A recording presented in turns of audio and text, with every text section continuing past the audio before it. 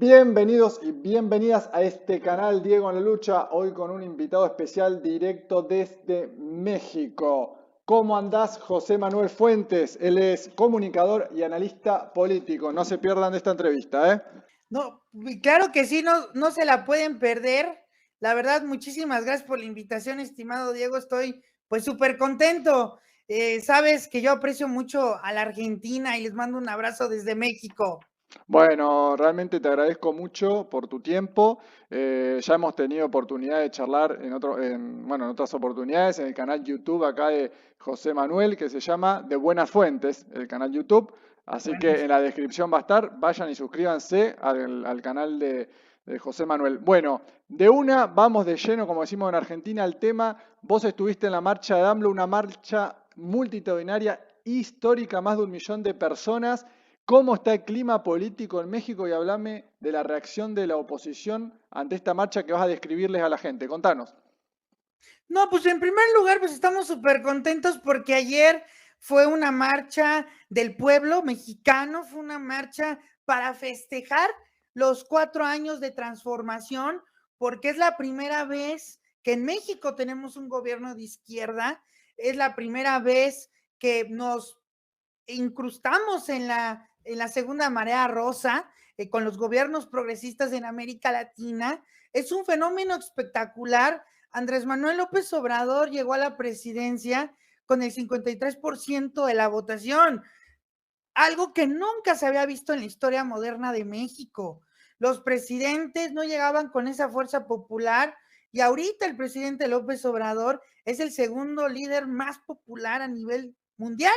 Bueno, primero está el primer ministro de la India, Narendra Modi, pero ahí va el presidente López Obrador. Es un presidente muy querido por la gente. La oposición decía que en esta marcha que se llevó a cabo ayer, que partió del Ángel de la Independencia hasta el Zócalo Capitalino, el corazón de la Ciudad de ¿Cuántos México. kilómetros son más o menos o en tiempo? ¿Ustedes cómo lo miden? ¿Por kilómetros o dicen, bueno, estamos a 3 horas del lugar? Contale a la Bueno, audiencia pues fueron cuánto. 6 horas, Seis estuvimos horas. marchando 6 horas, porque había muchísima gente, o sea, era ríos de personas. ¿Cuánta gente había? A ver, porque la oposición seguramente tira un número y los números oficiales son otros. Era 1.2 millones de mexicanas y mexicanos. Mucha Esta es la gente. cifra de la Secretaría de Seguridad de la Ciudad de México. O sea, es una cifra oficial, estimado Bien. Diego, y la oposición está diciendo que éramos acarreados, que éramos comprados por el gobierno de López Obrador. Y la gente, te voy a contar cómo reaccionaba. Decía, sí, sí soy acarreado porque amo a mi país, porque amo la soberanía energética, sí vengo de acarreado porque AMLO me robó el corazón. O sea, la gente respondía de una manera feliz ante estas declaraciones de la oposición. Vale la pena también mencionar que mucha gente le llevaba obsequios al presidente, le llevó un gallo al presidente, una ¿Cómo es persona. eso que le llevaron un gallo? Contanos eso. ¿Cómo es? Bueno, lo que pasa es que era un gallero que ya había conocido el presidente López Obrador en el 2000, él era jefe de gobierno. Bien. Y ese chavo era un chavo y ahorita ya es un señor. Y le volvió a llevar un gallo. Incluso el presidente López Obrador contó en la mañanera, hoy en la conferencia matutina, que llevó su gallo a su casa en el 2000. Mirá Y vos. que cuando lleva el gallo, Ahora una cosa con eso, porque lo primero que a mí se me pasa por la cabeza cuando veo, porque, a ver, AMLO estaba totalmente expuesto, estaba rodeado de su gente que lo quiere, ¿no? Pero bueno, lo que pasó acá con Cristina hace poco, creo que todo el planeta Tierra se enteró, lo que pasó con la vicepresidenta de Argentina, que por poco la asesinan, faltó muy poquito, simplemente, básicamente no salió la bala del revólver. La pregunta es, ¿vos pensás que se arriesga mucho AMLO digamos, estar así, al aire libre frente a tanta gente, tan expuesto? ¿Qué pensás? pues claro que se arriesga, claro, porque la derecha es capaz de cualquier cosa. No olvidemos que en México sí han asesinado presidentes. Tenemos a Gustavo Madero, Ajá. que lo asesinaron. O sea, sí hemos tenido esos hechos lamentables y sí hay que cuidar al presidente, pero La gente cuidaba al presidente, hacía una valla humana. O sea, la gente se agarraba de las manos para proteger al presidente. O sea, el mismo pueblo cuidó al presidente y no nada más al presidente, sino a la jefa de gobierno Claudia Sheinbaum, la jefa de gobierno de la Ciudad de Bien. México, también al canciller Marcelo Ebrard, al secretario de Gobernación Adán Augusto. O sea, la gente estuvo protegiendo a los funcionarios, porque déjame decirte, estimado Diego, y también a tu estimada audiencia, es de que AMLO marchó con funcionarios. Eso no lo habíamos visto, que el gabinete del presidente marchara con él. Diputados, senadores estuvieron marchando con el presidente, gobernadores de los diferentes estados de la República. La gobernadora de Campeche, Laida Sansores, la gobernadora de Quintana Roo, etcétera. O sea, todos los gobernadores vinieron a la marcha, incluso la marcha se dividió por estados, el de Hidalgo, el de la Ciudad de México, o sea, hubo una organización. Bien. Entonces, es muy importante mencionar que también vinieron migrantes. O sea, los migrantes también marcharon. De los que viven en Estados Unidos, se vinieron a la Ciudad de Se fueron México hasta la Ciudad de México desde Estados Unidos para marchar. Qué buen dato este, no para lo tenía. marchar. Y también de otros estados. Se cooperaron para el camión, se cooperaban, incluso algunos llegaron hasta en lanchas, o sea, todo mundo se cooperó para poder llegar a ese día histórico. Bien. Nada de acarreados, nada Bien, porque de esa exacto, los medios te argumentación. dicen, medios como, no sé, Infobae o cualquiera de estos medios que andan circulando de la ultraderecha, que son acarreados, comprados. Ahora yo digo, ¿cuánta plata hay que poner para comprar millones de personas que salen acá? Decían lo mismo de Cristina, dicen lo mismo de Lula en Brasil, de Chávez o de Maduro en Venezuela. Ya estamos acostumbrados a esto, de Daniel Ortega en Nicaragua. Es siempre el mismo patrón, pero la realidad es que el pueblo cuando lo llaman está ahí. La realidad que los líderes estos tan especiales que uno quiere que sean eternos realmente, se arriesgan a esto porque saben que tienen un pueblo que lo protege, pero también nunca faltaría un sicario dando vueltas que haga ese trabajo, ¿no es cierto? Ahora bien, ¿por qué el pueblo de México quiere tanto a AMLO? Contale a la gente acá, ¿qué ha hecho AMLO por México? Porque muchos realmente no tienen los datos, las cifras. Contanos vos, ¿qué sabés vos de por qué la gente quiere tanto a AMLO en México? Mira, antes de contestarte esta pregunta que es muy importante, te quiero comentar que lo que ayer vimos en el Zócalo capitalino, y te lo estaba comentando hace un momento, se me figuró en cuando despiden ustedes a Cristina en el 2015 en la Plaza de Mayo, se me figuró muchísimo porque todas las calles laterales que estaban cerca del Zócalo se llenaron al igual que la Plaza de Mayo, o sea, fue algo espectacular. Pero ¿por qué quieren a López Obrador? Porque López Obrador llegó con un modelo del estado del bienestar. Hay que recordar que nosotros también estuvimos bajo el neoliberalismo, así como el neoliberalismo de Macri, como el de Lenin Moreno, como el de Guillermo Lazo, de otros presidentes de América Latina o incluso el de Jair Bolsonaro. Nosotros estábamos sometidos por ese neoliberalismo y el presidente López Obrador llegó con un modelo que atiende a las personas, que atiende a los más necesitados, porque el presidente llegó a dar programas sociales para estudiantes, para adultos mayores, que tuvieran una pensión todos los adultos mayores, que los estudiantes tuvieran una beca universal. No importa si eres aplicado o no, o sea, se apoya parejo.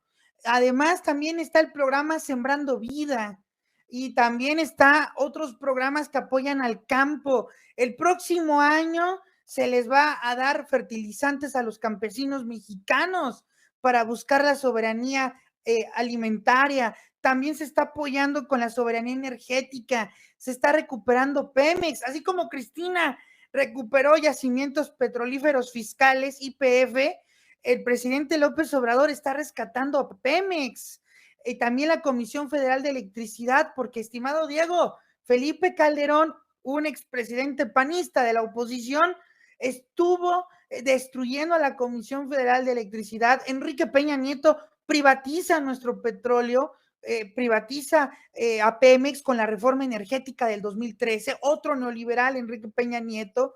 que por cierto se portó bien al último, porque ya no intentaron boicotear al presidente López Obrador, pero el presidente López Obrador llega con una nueva lógica, que eso les incomoda, y además también, y esto hay que mencionar, se acabó la corrupción desde las cúpulas. O sea, el presidente López Obrador es un hombre honesto, no es corrupto, tiene una autoridad moral que sus antecesores no lo tenían, Ahora no lo ahí, tenían. un paréntesis y volver a repetir, México, como vos dijiste, no conocía el progresismo, no conocía un gobierno de izquierda, o sea, estamos hablando de décadas, décadas y décadas de neoliberalismo en México, de mucha pobreza, de mucha desigualdad, de un narcotráfico realmente que prácticamente había tomado el Estado, de lo cual me gustaría hablar un poquito ahora de la violencia también.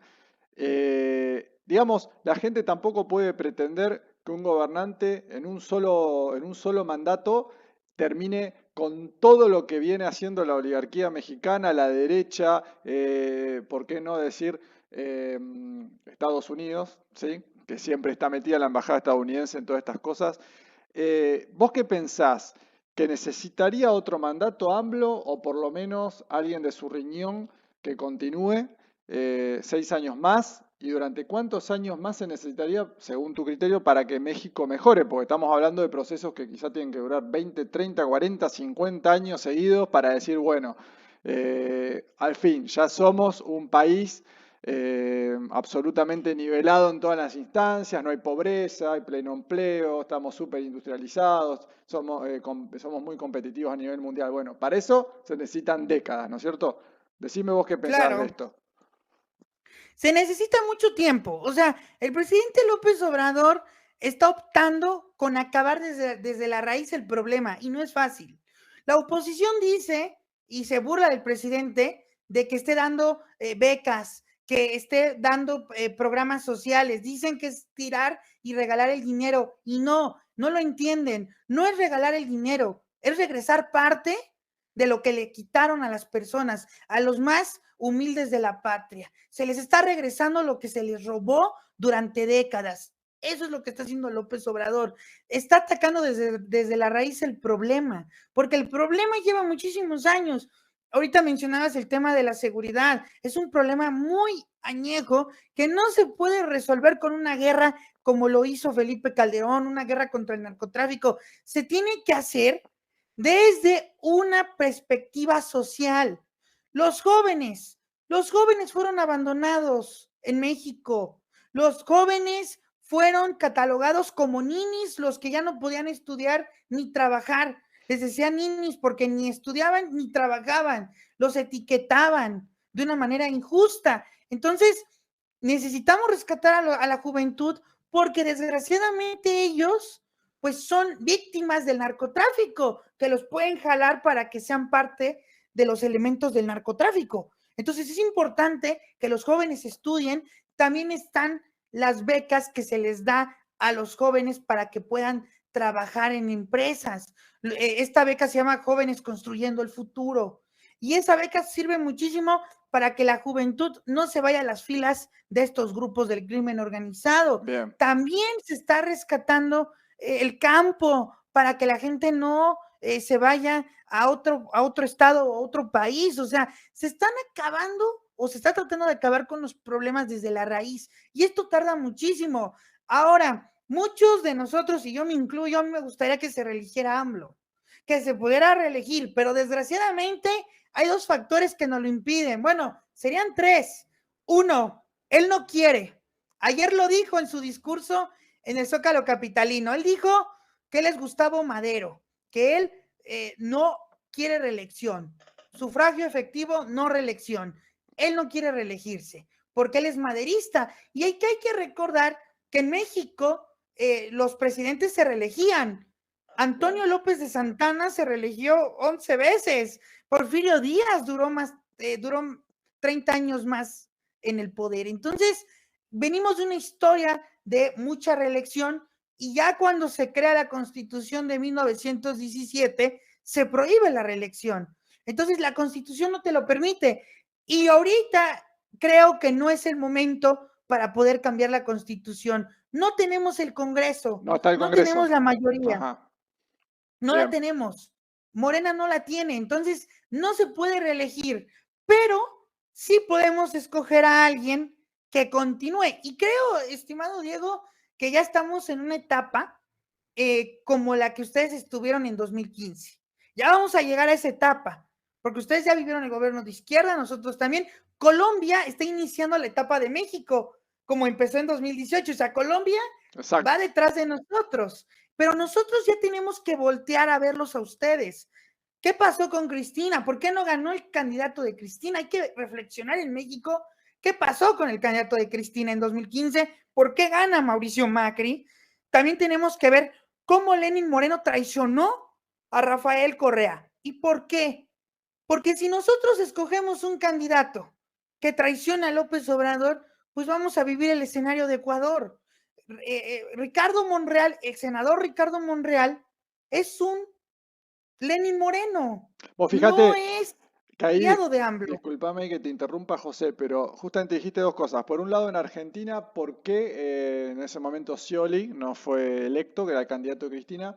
Y por otro lado, eh, ¿por qué, digamos, en México puede llegar a haber o no un candidato que traicione o no a López Obrador y cómo tienen que ver bien eso, como pasó en Ecuador con Lenín Moreno? Hay dos cuestiones muy importantes. Ahora, yo te digo, por un lado creo que hay una de esas cuestiones que la tendrían solucionado, creo, los mexicanos, que son los medios de comunicación, porque acá un factor absolutamente relevante fueron los medios de comunicación en contra del kirchnerismo, durante 12 años seguidos, pegando, pegando y pegando de una manera bestial, con infamias, mentiras, un cinismo impresionante, nunca demostraron absolutamente nada.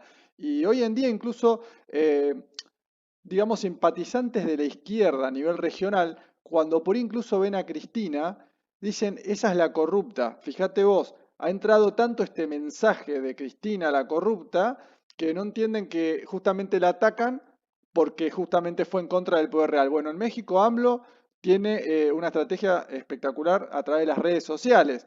Entonces, eso quizás ya estaría ganado por parte de AMLO, ¿no es cierto? De no dejarse influenciar. ¿Qué pensás? Y además tiene las conferencias matutinas. Claro. De lunes a viernes tiene las conferencias mañaneras en donde el presidente da su mensaje político, en donde contesta a los medios de comunicación. Eso nunca lo habíamos visto en México. Y ahorita que mencionas el caso de Argentina, el Reforma, este periódico que pertenece al empresario Junco de la Vega, que está en contra del presidente López Obrador, es como el Clarín, son lo mismo. El Sí. Reforma y el Clarín son lo mismo. O sea, tienen su dueño que, por ejemplo, el Clarín es Magneto, que es igual, que tiene sus propios intereses, que no le interesa que el pueblo argentino se vea beneficiado por un gobierno de izquierda. Aquí también el Reforma ataca al presidente López Obrador. Hoy en su primera plana, híjole, no lo tengo por aquí, pero en su primera plana dice el Reforma que hubo acarreados. O sea, vean cómo utilizan esa narrativa en que la marcha del día de ayer hubo acarreados. Entonces, los medios de comunicación van a seguir atacando. Tenemos a Televisa que gobernó o gobernó con los gobiernos del PRI y que Televisa ataca día y noche al presidente López Obrador. Lo atacan con el tema de seguridad, no con el de corrupción, Claro. como fue el caso de Cristina, porque ellos están utilizando el tema de la seguridad, porque desgraciadamente estamos en un panorama muy complicado en el tema de seguridad. Ahorita si quieres lo abordamos, pero también hay que señalar que el presidente López Obrador tiene una estrategia fantástica que son las conferencias matutinas. Ahí es donde les da cátedra y los exhibe, porque déjame contarte, estimado Diego, que hay una sección los miércoles que se llama ¿Quién es quién? En las mentiras de la semana. Y ahí es donde la periodista Elizabeth Vilchis exhibe a los periódicos, a los opositores de cómo mienten, de cómo tergiversan la información. Entonces, hay una herramienta y eso les molesta muchísimo. ¿Por qué? Porque los están exhibiendo. Y esto lo dijo muy bien Rafael Correa. Los periodistas se comportan como políticos, pero cuando les das una respuesta política, me está atacando, viola mi libertad de expresión. Oye, si se están comportando como políticos, que aguanten respuestas políticas. Están diciendo que López Obrador es corrupto, que Cristina es corrupta, que Rafael Correa es corrupto, pero no muestran pruebas, no muestran evidencia. Entonces, ¿qué onda? Entonces no estás haciendo periodismo, estás mintiendo. Es como, por ejemplo, este mes publicaron un libro que se llama El Rey del Cash, que ataca al presidente López Obrador. Lo escribe Elena Chávez, expareja, vean ahí donde están los detalles, de uno de los más cercanos de López Obrador, César Yáñez. Y ella dice que López Obrador es corrupto, pero no muestra ninguna prueba en el libro. Nada más dice que ella vio, que ella escuchó y que no sé qué, pero nunca muestra un documento de que el presidente López Obrador fue corrupto. Es un Pero vean, calco, sí, es un calco de esa lo que sucede en el resto de Latinoamérica. Es impresionante, la verdad. Los medios de comunicación como grandes corporaciones con sus propios intereses, con grandes conexiones internacionales, con fondos de inversión, porque acá Mañeto en Clarín ni siquiera es el dueño, es un gerente. Así que imagínate si empezás a ver el fondo de accionistas, quiénes son realmente, ¿no es cierto? Ahora bien, te quería preguntar, vos me querías hablar de la violencia. Yo te quería preguntar lo siguiente, porque es importante esto. ¿Hasta dónde el tema de la violencia en México está relacionada con la oposición, con un posible financiamiento de la derecha de estos grupos, como vos decís, delictivos ya que vienen hace décadas en México, ¿no es cierto? Estamos hablando de narcotráfico, etcétera. ¿Hasta dónde puede haber grandes caudales de dinero para decir, bueno, esta semana que es una semana de violencia, lo financian, sucede eso y por supuesto tenés a los medios de derecha descontextualizando todo esto, ¿no es cierto? No explicando lo que puede estar pasando o no y tiene que salir AMLO en las mañaneras a explicar bien. ¿Y hasta dónde el ejército apoya o no? Es la pregunta, estas preguntas, que relaciones estos temas. el tema de seguridad es muy complejo. Desgraciadamente México entró en una etapa muy complicada en 2006, cuando Felipe Calderón, bueno, ya existe el narcotráfico desde Carlos Salinas de Gortari, pero realmente Felipe Calderón, quien le roba la presidencia al presidente en 2006, Sí. a AMLO, él inicia una guerra contra el narcotráfico, hasta se viste de militar en Michoacán y le declara la guerra al narcotráfico. Esto provocó un caos atroz, porque se enfrentaron la policía, el ejército, en contra del narcotráfico. Eso generó muchísimas muertes, desaparecidos, y esa guerra continúa todavía. El presidente López Obrador ha tratado de apagarla, pero Felipe Calderón la activó, golpeó el avispero y es muy difícil controlarlo. O sea, es muy complicado. El tema de seguridad se tiene que resolver de varias vertientes. Tenemos también que Estados Unidos cooperó con la estrategia de Felipe Calderón, y esto hay que decirlo, la operación Rápido y Furioso se da durante el sexenio de Felipe Calderón y el gobierno de Barack Obama en Estados Unidos. ¿De qué trató la operación Rápido y Furioso? Que según esto iban a tener, bueno, les vendieron armas a estos grupos de la delincuencia organizada con chips para poderlos localizar, según ellos, con GPS y que los iban a localizar, pues solamente los armaron más. Y no hay que olvidar que en ese momento Joe Biden era el vicepresidente. Entonces, la operación Rápido y Furioso fue un tráfico de armas que realmente generó más violencia, O sea, vos porque estás, estos grupos se disculpame ahí, armaron porque más. la gente se va a quedar con eso. O sea, porque yo sinceramente no creo nunca que un gobierno de derecho oligárquico combata el narcotráfico, ¿viste? Sí, de la boca hacia afuera es lo primero que dicen, pero después en resultados nunca se ven y justamente no sé si hay cooperación por ahí. Ahora la pregunta es, vos estás diciendo ahí que le dieron armas, supuestamente se las vendieron diciendo que había GPS para luego rastrearlo, pero en realidad fue una venta de armas y punto. Y terminaron armándolos más. Eso es lo que hicieron. Ah, Y qué casualidad que estos grupos, igual que en el Oriente Medio, como los yihadistas, están en puntos estratégicos.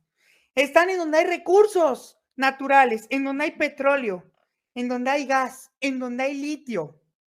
O sea, al ver estos grupos, ya no se comportan como cárteles de la droga, porque ya no nada más trafican droga, venden gasolina, venden aguacate, venden jitomate, o sea, hacen muchos negocios, se comportan como corporaciones, se comportan como empresas estos grupos, y entonces están en lugares muy estratégicos. Qué casualidad que la muerte de los Levarón, de esta familia, en Sonora, se da en Sonora, en donde hay litio, en donde también hay recursos naturales. O qué casualidad que están en Tamaulipas, que este estado tiene frontera con Estados Unidos, y Ajá. ahí se encuentra la cuenca de Burgos, que tiene las mayores reservas de gas y de shale gas. Qué casualidad que estén esos grupos ahí.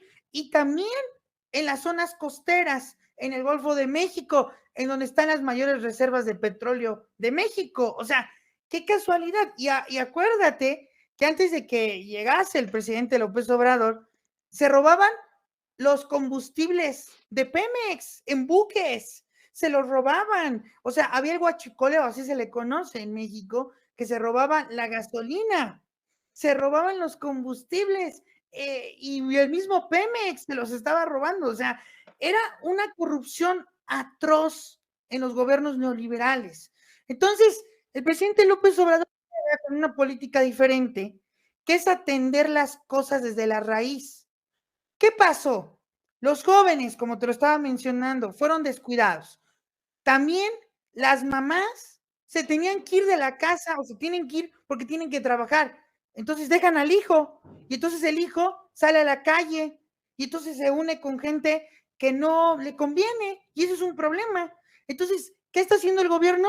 Apoyar a las madres solteras para que no trabajen mucho, que tengan un horario estable y que puedan ver a sus hijos. Me haces, Entonces, me haces acordar algo que dijo Cristina en un discurso, creo que fue el año pasado, cuando ella hablaba de cuando viene un gobierno neoliberal o estos libertarios que dicen que no tiene que haber un Estado presente. Cuando no hay un Estado presente, lo que sí hay presente es el narcotráfico que termina tomando el control del Estado, ¿no es cierto? Me haces acordar, seguí, pues me hiciste acordar lo que dijo Cristina con respecto al narcotráfico.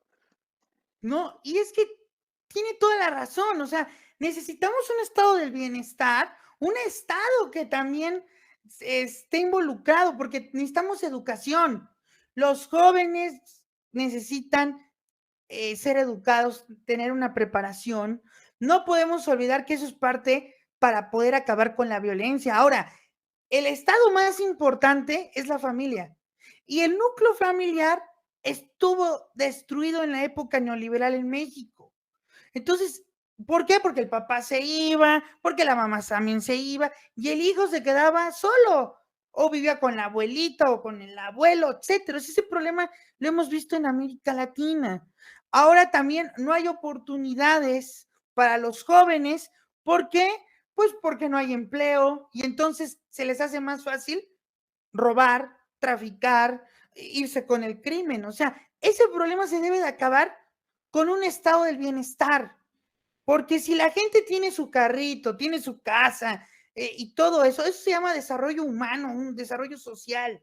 Si las personas tienen su carro, su casa, la van a cuidar y no van a tener necesidad de quitársela a otros. O sea, necesitamos, y lo reitero, un estado del bienestar. Ahora, el tema de la seguridad también no nada más se acaba con esto, sino que también debemos de hablar con Estados Unidos, porque lo que te comentaba hace rato, Estados Unidos se mete mucho en la política. A ver, ¿quién trafica las armas? Por eso está demandado varias empresas de armamento en Estados Unidos. El canciller Marcelo Ebrard se ha encargado de ese tema, de mandar a las empresas que saben muy bien para dónde van sus armas y lo saben muy bien. Entonces, ese es un tema que también hay que atacar de fondo, porque Estados Unidos tiene mucho que ver. Estados Unidos hay que recordar que ellos son los consumidores de la droga. O sea, muchos culpan a los mexicanos de que llevamos la droga, que ya ves que Trump decía que éramos unos drogadictos y no sé qué tanto decía Donald Trump, pero realmente ellos eran los consumidores y también ellos traen sus armas. Ese es un tema que también se tiene que ver.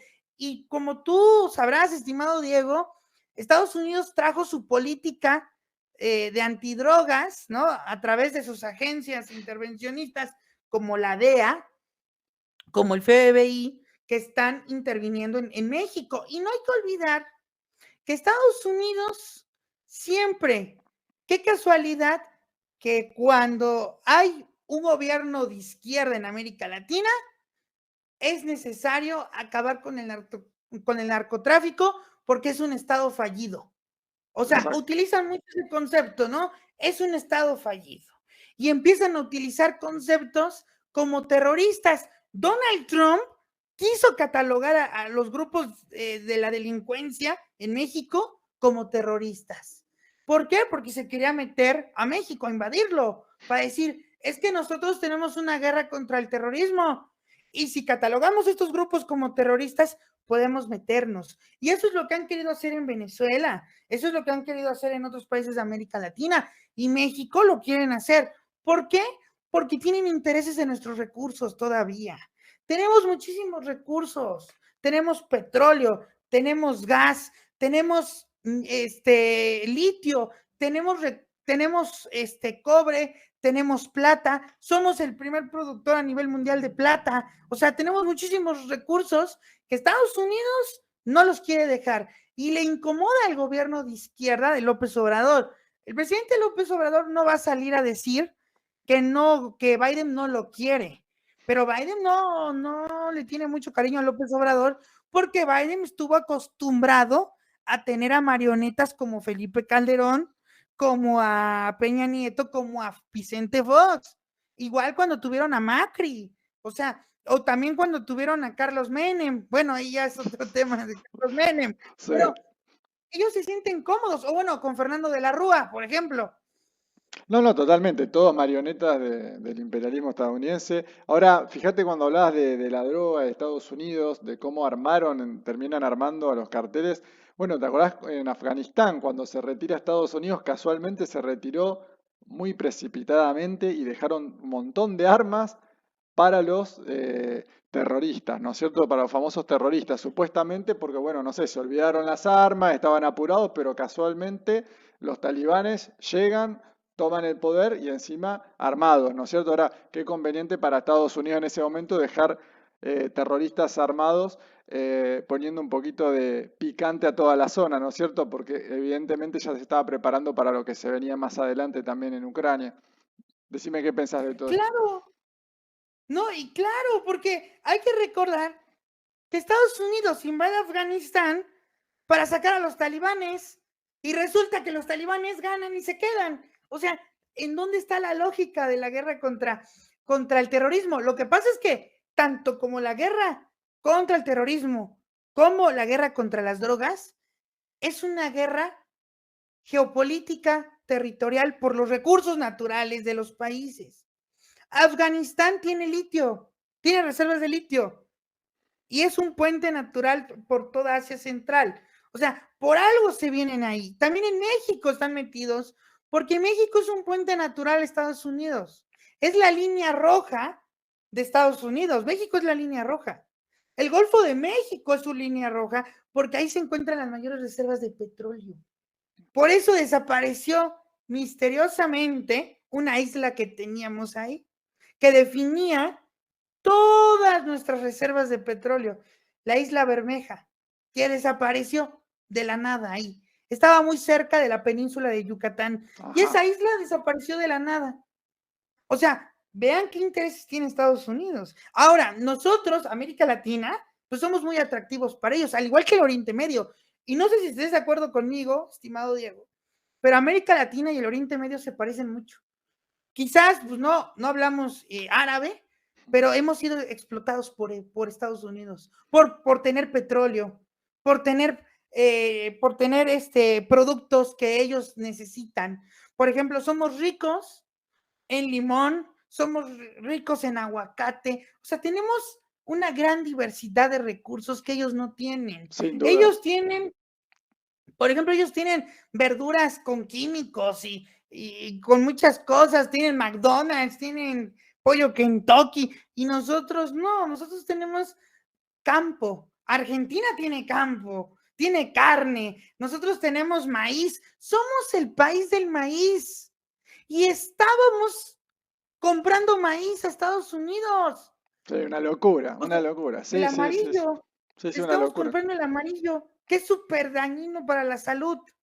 Y les estábamos comprando maíz, cuando nosotros tenemos maíz para aventar y para regalar, tenemos muchísimo maíz y estábamos comprándolo. Esa es la lógica neoliberal que tenían. Y López Obrador dijo, no, el maíz se acabó, porque sin maíz no hay país. Y eso debe de quedar Ahora, muy vos claro en viste México. cómo es y cómo la gente tiene que tener muy en claro este doble discurso de la derecha, siempre, la clase dominante, ¿no? Cuando somos proteccionistas nosotros, está mal en Latinoamérica, cuando protegemos en definitiva nuestros propios intereses. Ahora, si lo hace Estados Unidos, que lo hace todo el tiempo, está bien, ¿no es cierto? Es algo, un discurso muy difícil a veces de sacar de la gente, ¿no? Porque estamos tan colonizados culturalmente, ¿no es cierto? Acá en Latinoamérica por parte del anglosajón en general, ¿no? De europeo, de estadounidense, que a veces hacemos propio un discurso que no nos pertenece, un discurso que no nos beneficia, ¿no es cierto? Que no está detrás de nuestros intereses. Tenemos que empezar a acostumbrarnos a eso y sin duda, sin dudas, un arma tremenda y muy efectiva, repito, son los medios de comunicación. Por eso, siempre cuando hago entrevistas o hablo con gente, doy el ejemplo de AMLO en México, que es un ejemplo realmente de comunicación en este momento, y siempre aclaro cómo la comunicación, la nueva comunicación del siglo XXI, la empezó a imponer un hombre llamado Hugo Chávez, ¿no es cierto? En Venezuela, con el aló presidente, siempre al lado del pueblo, también con marchas de millones de personas, ese estilo y cómo obviamente de forma peyorativa le decían populista, dictador, pero empezó ahí la llamita de esta liberación en Latinoamérica y después, claro, porque ustedes con López Obrador agarró el gobierno hace unos años, de repente Venezuela había quedado sola, apareció AMLO y empezó la esperanza nuevamente en Latinoamérica. Recordemos que veníamos de gobiernos neoliberales absolutamente. Tenemos a Bolsonaro, por suerte que ya se va, acá Mauricio Macri, Piñera en Chile, la dictadura de Áñez en Bolivia, etcétera. Bueno, ni hablar, Duque en Colombia. Vino AMLO, renace la esperanza, Venezuela ahí aguantando, aguantando golpe, pero por todos lados, Cuba que sigue resistiendo, Nicaragua que sigue resistiendo, y de repente ahora tenemos gobiernos más de izquierda en general, algunos no tan de derecha, se podría decir, pero en general gobiernos molestos a los intereses anglosajones. ¿Cómo ves el futuro de Latinoamérica a partir de ahora? Y decime qué candidatos a la presidencia tiene México y para vos quiénes tienen más chance. A mí me suena ahora Fernando Noroña, Fernández Noroña, por ejemplo. Mira, tocas un tema fundamental. En América Latina se está viviendo la segunda marea rosa. La primera fue encabezada por Hugo Chávez, por Néstor Kirchner, que lo recordamos, Lula, y ahorita es encabezada por el presidente López Obrador. Como tú ya hiciste un gran recuento de cómo estaban estos gobiernos conservadores, neoliberales, pues en 2019 llega Alberto Fernández, que a mí me hubiera gustado más, y te lo voy a decir, a mí me hubiera gustado ver en 2019 a Cristina, y esperemos verla en 2023, esperemos que sí, Esperemos. en 2023 sea Cristina, pero viene Alberto, después viene Lucho Arce en Bolivia, Pedro Castillo en Perú, que está resistiendo el lawfare, estas guerras judiciales, porque gracias a esas guerras judiciales pudieron acabar con la primera marea rosa y también afectó la muerte de Hugo Chávez. O sea, la muerte de Hugo Chávez afectó muchísimo, dejó un gran vacío que Maduro ha podido recuperar. Eso hay que señalarlo. O sea, Maduro antes lo veía inmaduro y ahora ya lo veo muy maduro. O sea, ya maduró. O sea, y eso es muy importante. Y Venezuela, su gran papel resistiendo al imperialismo es magnífico, al igual que el caso de Nicaragua y Cuba, que no se han dejado someter. Ellos son libres de decidir quién va a ser el presidente y si tienen problemas internos, que pues, como siempre hay problemas, los tienen que resolver ellos, no los tiene que resolver Estados Unidos, ellos ni los resuelven.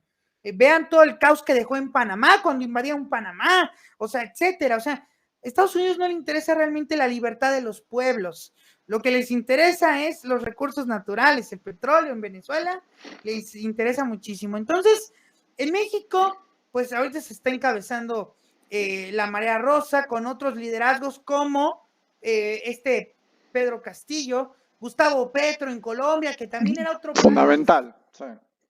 que no perteneció a la primera marea rosa, como México. Nosotros no estuvimos en la primera marea rosa, sino que estuvieron ustedes, estuvo Venezuela, estuvo Ecuador, pero nosotros no pintábamos, porque Colombia y México siempre estuvieron sometidos por Estados Unidos por el tema de la seguridad, por el tema de las drogas, que concluyo el tema de las drogas, también se tiene que resolver a nivel estatal. Los gobernadores también lo tienen que resolver, o sea, no nada más es el gobierno federal. Y han criticado a la Guardia Nacional. Creo que la Guardia Nacional es muy importante que se haya creado, pero, híjole, es todo un tema. Por eso Estados Unidos nos tenían sometidos y no les convenía a gobiernos progresistas. Fernández Noroña, el diputado Fernández Noroña, le han hecho una campaña atroz en México en contra de él. No, él es muy cercano a Maduro, eso lo han utilizado para atacarlo. Estados Unidos no quiere a Noroña, ni los republicanos ni los demócratas. Realmente Noroña, y esto hay que decirlo, estimado Diego, a ver si no causamos que se encienden las redes sociales. El presidente López Obrador no es muy cercano a Noroña. Bien. No lo ve como su corcholata. Bien. Así como lo ha llamado AMLO a sus corcholatas, ¿no? O sea, él realmente, Noroña, sí hubo un acercamiento, pero él no lo ve como su candidato, o sea, como que sí hay un alejamiento entre los dos. Y el mismo Noroña lo ha dicho en varias ocasiones. Yo creo que la lucha la puede dar Noroña, tiene la fuerza popular, hay mucha gente que lo quiere, ha hecho un gran trabajo como legislador, como diputado, se ha enfrentado a Genaro García Luna, exsecretario de Seguridad Pública de Felipe Calderón, que estuvo con vínculos con el narcotráfico, eso hay que decirlo, autoridades teniendo vínculos con el narcotráfico. Entonces, Fernández Noroña siempre enfrentó a esos personajes, pero creo que no le van a dar la batuta. Yo sí lo veo muy complicado, pero tenemos al canciller Marcelo Ebrard, que quiere ser candidato, que el canciller siempre ha estado con Andrés Manuel, pero no como Claudia Sheinbaum, la jefa de gobierno de la Ciudad de México.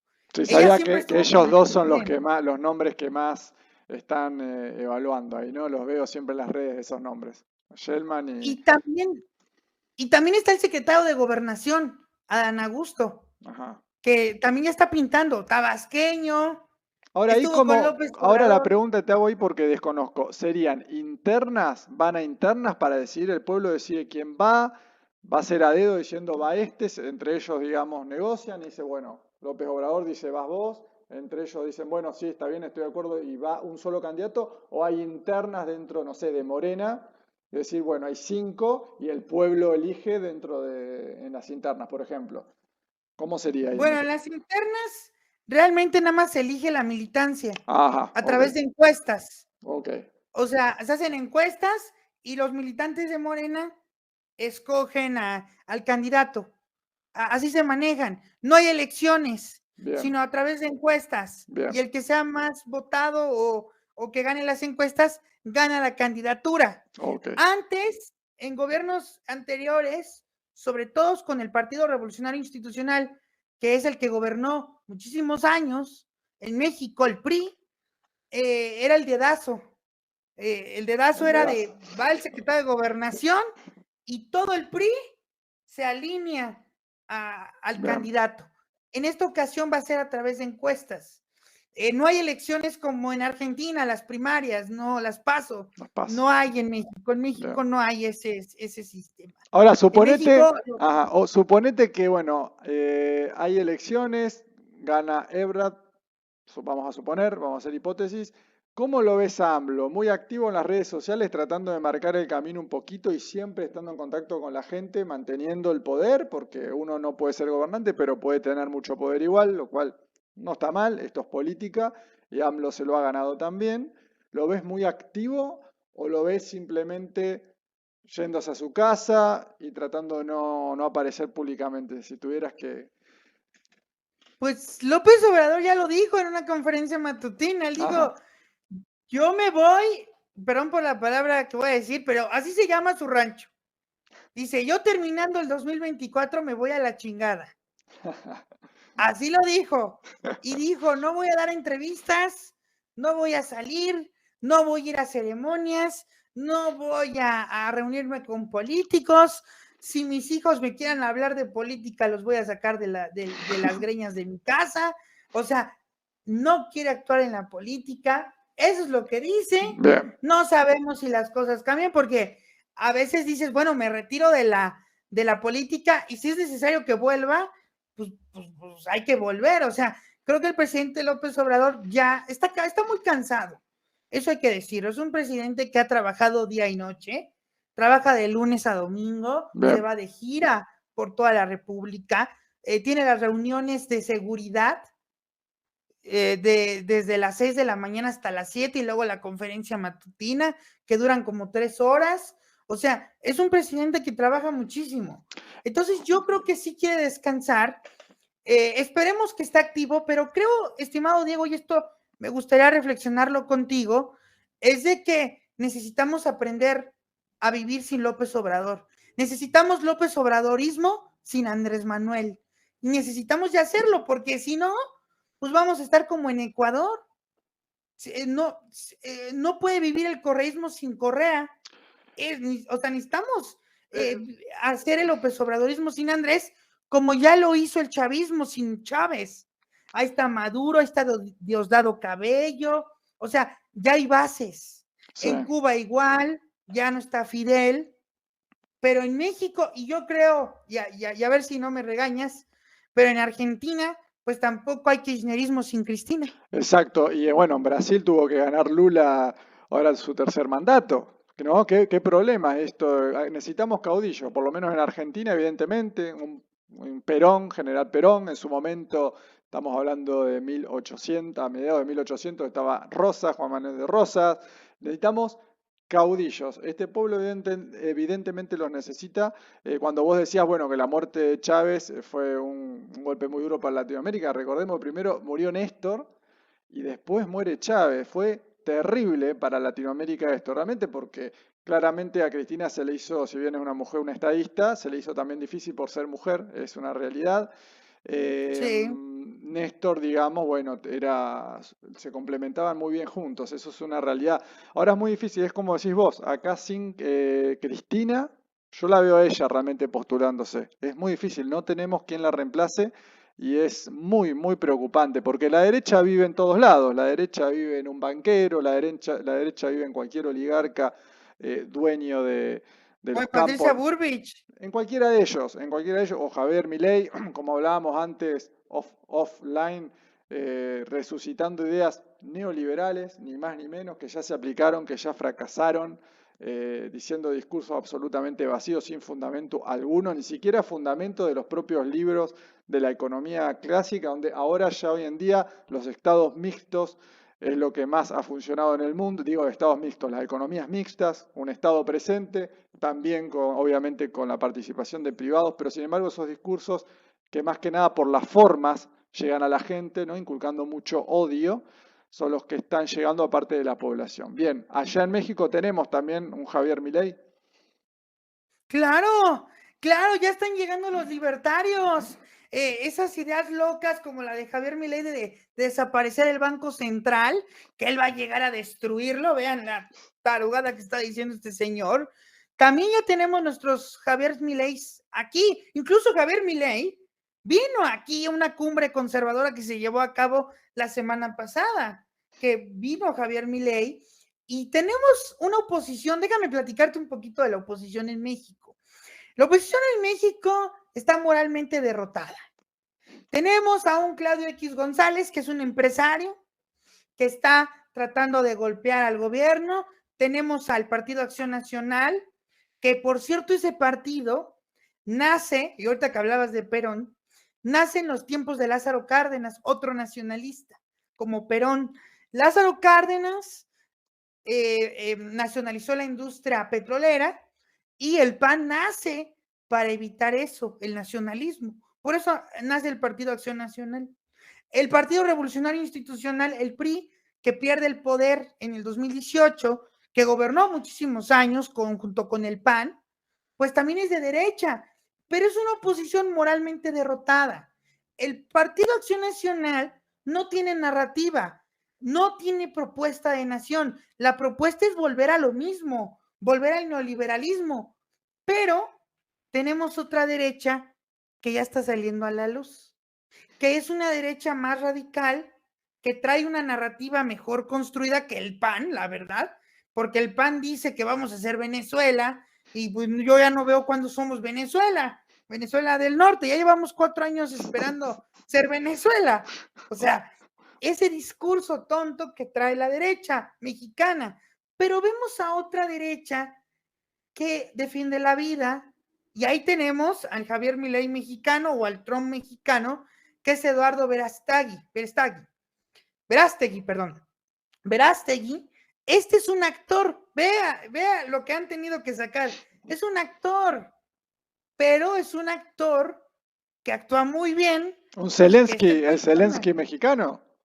el Zelensky mexicano, otro personaje, nada más que Zelensky es patético, este más o menos, o sea, no llega al nivel de Zelensky, pero ve, o sea, este Eduardo Verástegui es un empresario también, tiene dinero, es católico, ojo ahí, hay que tener cuidado con el tema de la religión porque es un factor muy importante, Preguntale a si hablamos Bolsonaro. a nivel geopolítico, ¿eh? Preguntale a Bolsonaro si no ha favorecido el tema de la religión. Pues realmente el sector evangélico lo apoyó en las elecciones. Totalmente. Y ahí, cuidado. Entonces, Eduardo Verástegui tiene ese apoyo. Además, es joven. Entonces, por ahí puede jalar las masas de la juventud, porque trae este discurso de que la libertad, ¿no? Viva la libertad, que nosotros necesitamos un modelo económico que esté concentrado en el país, queremos que se prohíba el aborto porque matan a bebés. Incluso Eduardo Verástegui ha dicho que ayer, la marcha de ayer, fue una marcha de acarreados, fue el Día Internacional de los Acarreados. O sea, vean ese tipo de discursos, ¿no? Que traen. Pero la juventud se lo cree, la mayoría. ¿Por qué? Porque hacen conexión con los jóvenes, como Javier Milei, que dice, viva la libertad, carajo, y le habla a la juventud, porque la libertad es muy atractiva para los jóvenes, y más cuando eres joven, ¿no? Que quieres ser libre, o sea, y que te quieran tratar de lavar el cerebro es muy delicado ese tema, ¿no? Entonces, tenemos una derecha ultraconservadora que ya salió a la luz, que el presidente López Obrador ya les dio un golpe en la mesa con esta marcha. O sea, dio un golpe muy fuerte de decir, nosotros tenemos el apoyo popular. Creo que en los últimos años en México vamos a ver una batalla por las calles de la Ciudad de México. Bien. Se van a pelear por las calles, porque la izquierda pues viene de la calle, pero la derecha va a tratar de conquistar las calles, aunque dudo que lo hagan, ¿eh? No, que lo logren más bien. Lo veo muy difícil por la gran popularidad que tiene AMLO, sin duda tiene una popularidad muy pero muy grande. Bueno, mira José, estamos llegando ya al final de este conversatorio, de esta entrevista, la verdad fabulosa.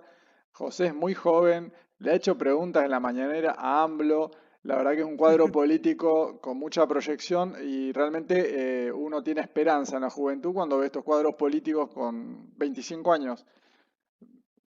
24. 24 años y miren cómo habla, miren cómo opina y el gran conocimiento que tiene no solo de México, sino de geopolítica en general. Da mucho gusto escucharlo hablar.